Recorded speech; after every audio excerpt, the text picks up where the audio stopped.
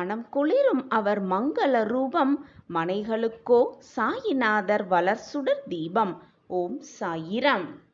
என் அன்பு பிரியமே, திடமான மனம் கொண்ட பிள்ளையான நீ இப்பொழுது மனம் துவண்டு சோர்ந்து போயிருக்கிறாய். உன்னுடைய வாழ்வில் பல சோதனைகளையும் சங்கடங்களையும் பார்த்து பார்த்து மனம் தளர்ந்து விட்டாய். என்னிடம் உன் பிரார்த்தனையை வைத்து வைத்து நடக்குமா நடக்காதா என்று கேள்வியோடே உன் நாட்களை கழித்து கொண்டிருக்கிறாய். கவலை கொள்ளாதே என் கண்மணியே, நீ வைத்த வேண்டுதல்கள் எல்லாம் நிச்சயமாக கைகூடும். கால தாமதம் வேணால் ஆகலாம் என் குழந்தையே, ஆனால் தப்பாமல் எல்லாமே உனக்கு கிடைக்கும். குழந்தையே, உன் மனதில் இருக்கும் கோபம், இயலாமை என்ற உன் நினைப்பு எல்லாத்தையும் முதலில் துடைத்து எறிந்துவிடு. என்னுடைய அதிசயத்தையும் சக்தியையும் நீ முழுமையாக நம்புகிறாய் அல்லவா? அப்படி என்றால் இதை முழுவதுமாக கேள். ராஜயோகம் இன்று முதல் உனக்கு ஆரம்பமாகிறது. இது உன் சாயப்பாவின் சத்திய வாக்கேதான். என்னை நம்பினால் முழுவதுமாக கேள். உனக்கான ராஜயோகம் உனக்காகவே காத்திருக்கிறது. கண்மணியே, உன் மனதில்தான் ஏன் இத்தனை குழப்பங்கள்? தேவையே இல்லாத காரணத்திற்காக உன் மனதை போட்டு இப்படி வருத்தி கொள்ளாதே. அது உன்னில் இருக்கும் உன் அப்பாவிற்கும் வலிக்கிறது என்பது உனக்கு தெரியாதா? கண்மணியே, நீ உன் வாழ்க்கையில் தத்தளித்து கொண்டிருக்கிறாய் என்பதை நான் அறிவேன். நீ சொல்லிதான், நீ கண்ணீர் சிந்திதான், நீ வேதனைப்பட்டால்தான் எனக்கு புரியும் என்றில்லை. என் பார்வை எப்பொழுதும் உன்மீது இருக்கும் வரை நீ சொல்லிதான் எனக்கு புரிய வேண்டும் என்று ஏதாவது இருக்கிறதா? உன்னை எப்பொழுதும் என் கரம் கொண்டு இறுக பிடித்து கொண்டுதான் இருக்கிறேன். தடுக்கி விழும் சமயத்தில் தூக்கிவிடும் அனைத்துமாக உன் அருகிலேயே நான் நின்று கொண்டுதான் இருக்கிறேன். என்னை மீறி எதுவும் தவறாக போய்விடாது என் குழந்தையே. வீணாக மனதில் பதட்டத்தை உள்கொள்ளாதே. இன்னும் சில நாட்களில் அனைத்துமே மாறும். அது மட்டுமல்லாமல் ராஜயோகம் இன்று முதல் உனக்கு ஆரம்பமாகிறது என்பதை நான் முன்னையே சொல்லிவிட்டேன். நீதான் ஏனோ ஏற்க மறுத்து கொண்டே இருக்கிறாய் உன் மனம் படும் பாட்டில். நேர்மறையான எண்ணங்களை உன் மனதில் வளர்த்துக்கொள். நல்லதே நடக்கும் என்று எப்பொழுதும் தீர்க்கமாக சொல்லிக்கொண்டே இரு. என் குழந்தைகளை எப்பொழுதும் எந்த சூழ்நிலையும் நான் கைவிடவே மாட்டேன். உன்னுடைய முன்னும் பின்னும் பக்கவாட்டிலும் எப்பொழுதும் நிழலாகவே நான் உன் அருகிலேயே பயணித்து கொண்டே இருப்பேன். உன் தாயாகவும் தந்தையாகவும் தோழனாகவும் உற்றார் உறவினராகவும் அனைத்துமாக நின்று உன்னை காக்க உன் சாயி இருக்கையில் உனக்கெதுக்கு மனக்கவலை? உன்னுடைய இந்த கஷ்டங்கள் நிரந்தரமல்ல குழந்தையே. மாற்றங்கள் வந்து கொண்டேதான் இருக்கும். அதுபோல உன் வாழ்விலும் மாற்றங்கள் வரும், நிச்சயமாக வரும். என்னை நம்புகிறாய் அல்லவா? பின் அமைதியாக இரு, ஆனந்தமாக இரு. உனக்கான மாற்றம் உன்னை தேடி வரும். அந்த மாற்றத்தை நான் என் பிரியமான குழந்தைக்கு ஏற்படுத்துவேன், ஏற்படுத்தியே தீருவேன். உன் மனதிற்கு எது சரி என்று படுகிறதோ அதை தைரியமாக செய்துவிடு. மற்றவர்கள் என்ன சொல்லுவார்களோ என்று யோசித்தால் உன் வாழ்க்கையை நீ வாழவே முடியாது. மற்றவர்களுக்காக வாழ நினைத்தால் உன் வாழ்க்கையை நீ சந்தோஷமாகவோ நிம்மதியாகவோ வாழ்ந்திடவோ முடியாது. சாயப்பா இருக்க உனக்கு ஏன் மனக்கவலை? ஒரு ஊர்ல பரதன் அப்படின்ற ஒரு நபர் இருந்தார். அவர் தனது வீட்டில் வைத்தே சிறியதாக ஒரு இட்லி வியாபாரம் செய்து கொண்டிருந்தார். சிறிது நாட்கள், கொஞ்சம் நாட்கள் சென்றது. அதை ஒரு உணவு விடுதியாக மாற்றலாம் அப்படிங்கிற ஒரு எண்ணம் அவன் மனசுல ஓதிக்கிட்டே இருந்துச்சு. அதற்காக தேடி தேடி ஒரு இடத்தையும் கண்டுபிடித்தார் அந்த நபர். நியாயமான வாடகையில் அந்த இடத்தை தமக்கென உருவாக்கி கொண்டு ஒரு உணவு விடுதியையும் தொடங்கினார் அந்த நபர். அந்த உணவு விடுதி அப்பொழுதுதான் அங்கே ஆரம்பிக்கப்பட்டு இருந்ததால் நிறைய பேருக்கு அதை பற்றி தெரியவே இல்லை. அதனால் ஓரளவு சுமாராக தான் கூட்டம் வந்தது. சுமாராகத்தான் அந்த உணவு விடுதியும் ஓடிக்கொண்டிருந்தது.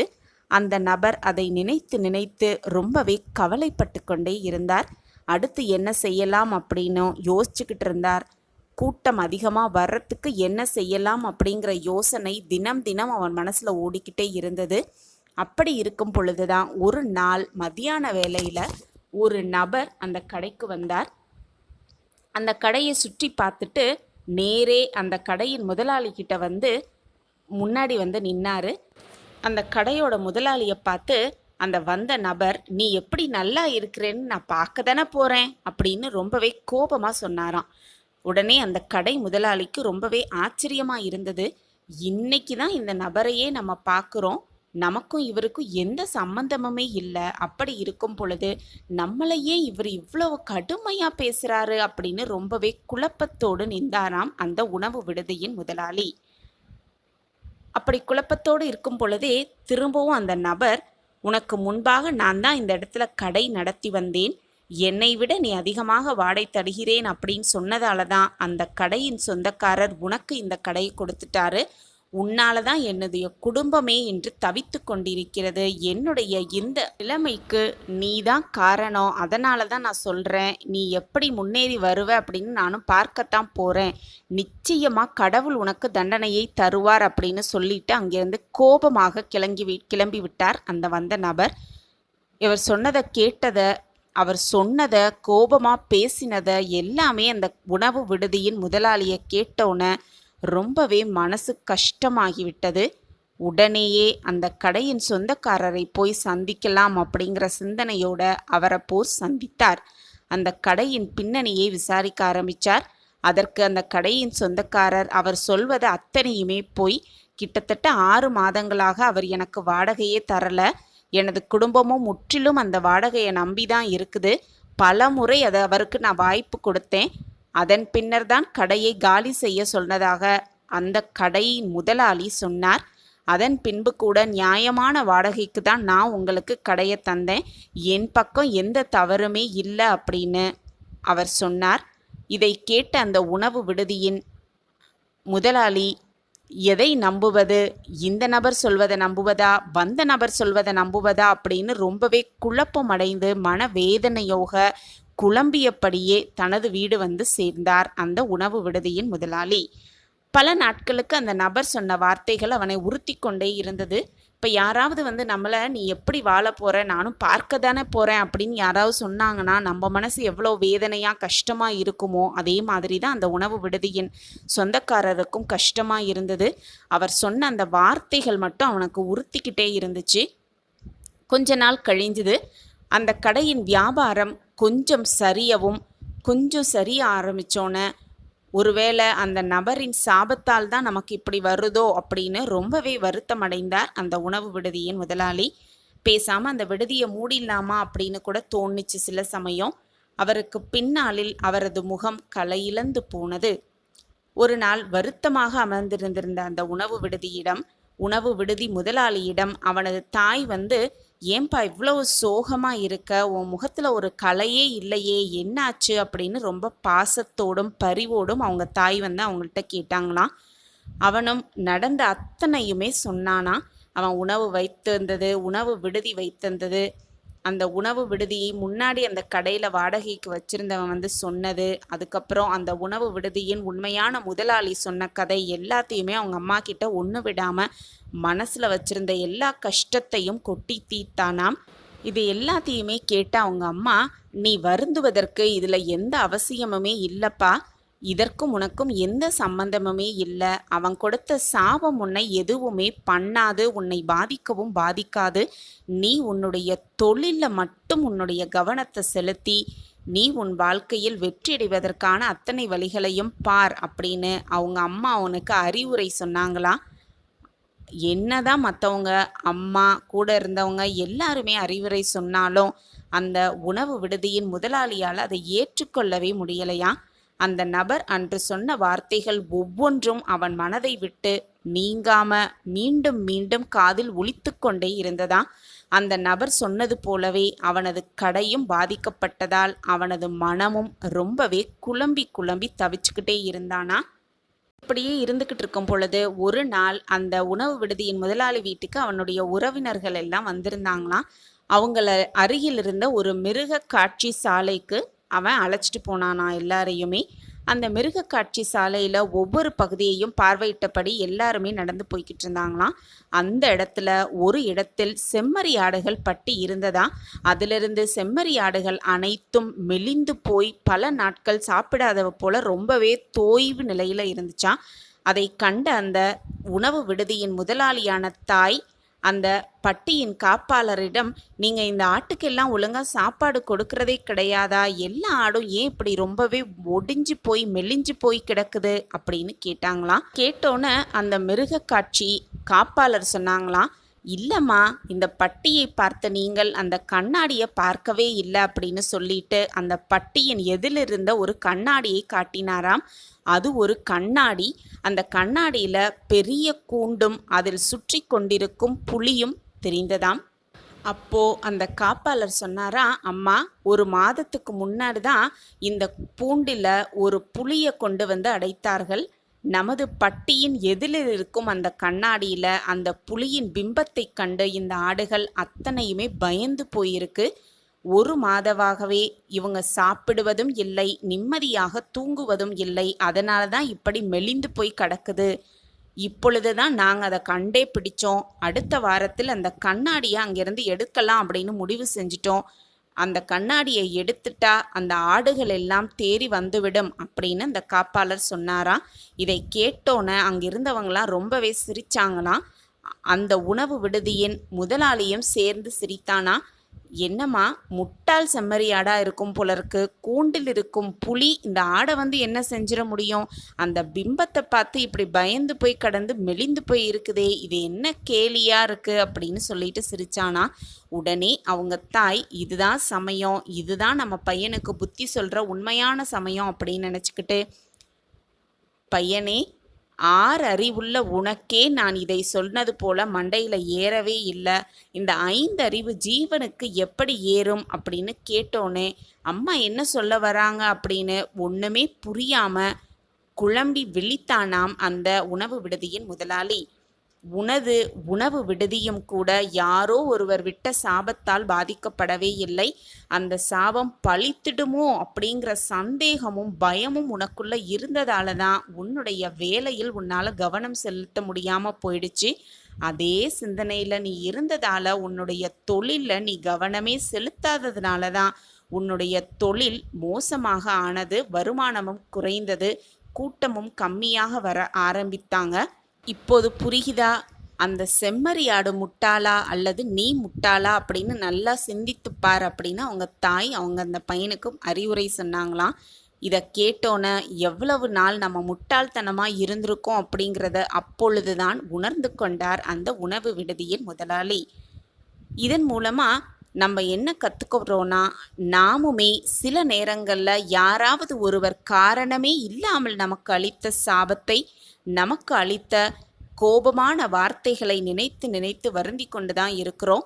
அடுத்தது என்ன செய்ய வேண்டும் அப்படின்னு கூட சிந்தனை செய்ய முடியாத நிலைமையில், செய்ய முடியாத சூழ்நிலைக்கு நம்ம தள்ளப்பட்டிருக்கோம். அந்த வார்த்தைகளை மீண்டும் மீண்டும் நம்ம நினச்சிக்கிட்டே இருக்கிறதுனால இந்த ஒரு நிலைமையில் நம்ம இருக்கிறோம்.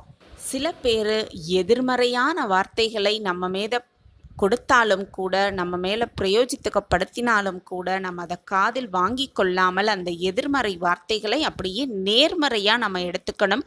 காரணம் இல்லாமல் எதுவுமே நடக்காது. இப்போ இவங்க சொல்கிறதுக்கும் ஏதோ ஒரு காரணம் இருக்குது அப்படிங்கிறத தீர்க்கமாக நம்பினோனாலே நமக்கு நல்லது நடக்கும் பொழுது தான் புரிய வரும். ஏன் அந்த நிகழ்வு நடந்தது அப்படிங்கிறது எல்லாருக்குமே புரிய வரும். காரணம் காரியம் இல்லாமல் இந்த உலகத்தில் எதுவுமே நடப்பதில்லை அப்படிங்கிறதுக்கு ஒரு சிறந்த உதாரணமாகத்தான் இந்த ஒரு கதையை பார்த்துருக்கோம். நாமளும் மற்றவர்கள் என்ன சொல்கிறார்கள் அப்படிங்கிறத காதில் வாங்கி கொள்ளாமல் நம்ம மனதிற்கு எது சரி என்று படுகிறதோ, நம் மனதிற்கு இதுதான் சரி என்று எப்பொழுது நம்ம முடிவு எடுத்துட்டோமோ அந்த முடிவிலிருந்து எப்பொழுதுமே பின்வாங்கவே கூடாது.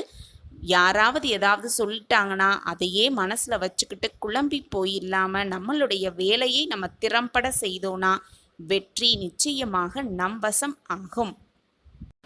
நம்பிக்கையாகவும் பக்தியாகவும் பொறுமையோடும் நாம் செய்யும் செயல் எதுவாக இருந்தாலும் நமக்கு நிச்சயமாக வெற்றியை தான் கொண்டு வந்து சேர்க்கும் அப்படிங்கிறது தான் சாயப்பாவோட சத்திய வாக்கும் சாயப்பாவின் சத்திய வாக்குப்படி நம்பிக்கையாகவும் பொறுமையாகவும் இருந்து பக்தியோடும் இருந்து நம் வாழ்க்கைக்கு தேவையான அனைத்தையும் சாயப்பா கரங்களிலிருந்து பொக்கிஷமாக பெற்றுக்கொள்ளலாம். வாழ்க்கையை நிம்மதியாகவும் சந்தோஷமாகவும் வாழலாம். நீ இது நாள் வரை இழந்ததையெல்லாம் மீண்டும் பெறப்போகிறாய். தைரியமாக இரு.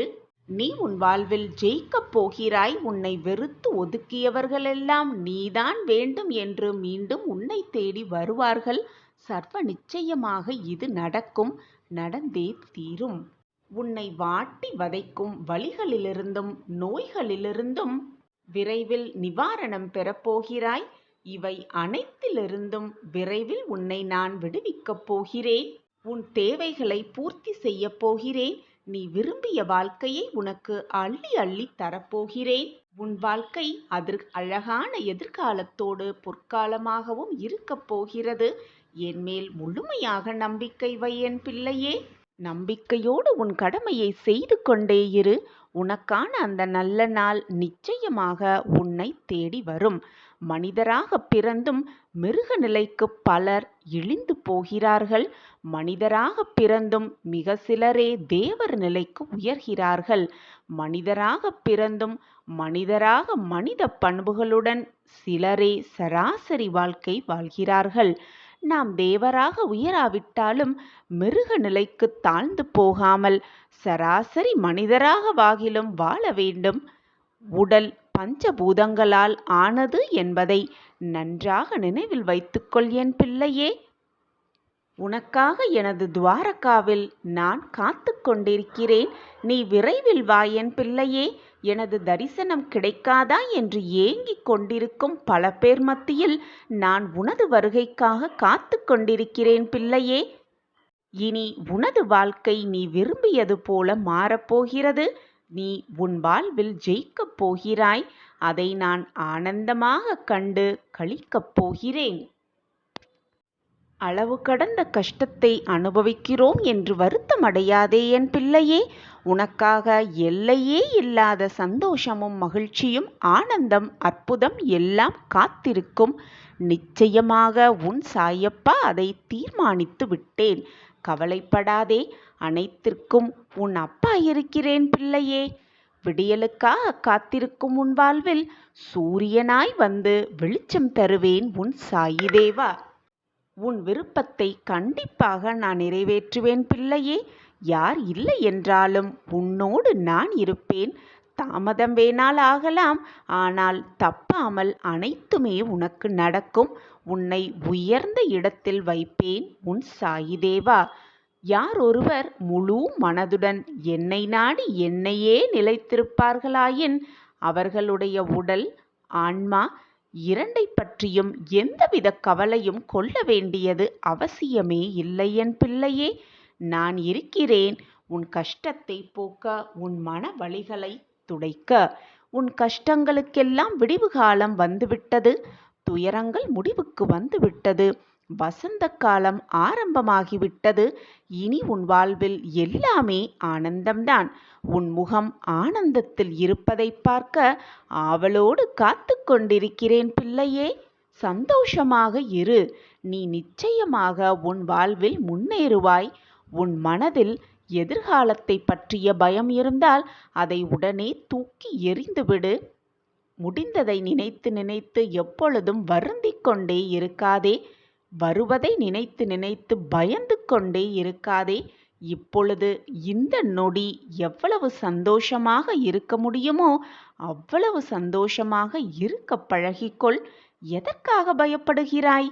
எல்லா திசைகளிலிருந்தும் நான் உன்னை சூழ்ந்து கொண்டு நிற்கையில் நீ எதற்காக பயப்படுகிறாய்? நீ எனது பிடியிலேயே எப்பொழுதும் இருப்பாய். நானே உனது தந்தை, நானே உனது தாய். அனைத்துமாக நான் இருக்கும் பொழுது எதற்கு பயப்படுகிறாய்? உன் கவனம் என் மீது இருக்கட்டும் குழந்தையே. நான் உன்னை கவனித்துக் கொள்கிறேன் உன் வாழ்நாள் முழுவதும். என் அன்பு பிள்ளையே, தூங்காத இரவுகள் பல இருக்கலாம். ஆனால் விடியாத இரவு என்று எதுவுமே இல்லை. முடியாத செயல் என்று எதுவுமே இல்லை இந்த உலகத்தில். எனவே வெற்றியோடு போராடு. போராடிக்கொண்டே இரு, நிச்சயமாக உன் வாழ்வில் வெற்றி நிச்சயம். உன்னை புரிந்து கொள்ளாத எதுவுமே உன்னில் நிலைப்பதில்லை குழந்தையே.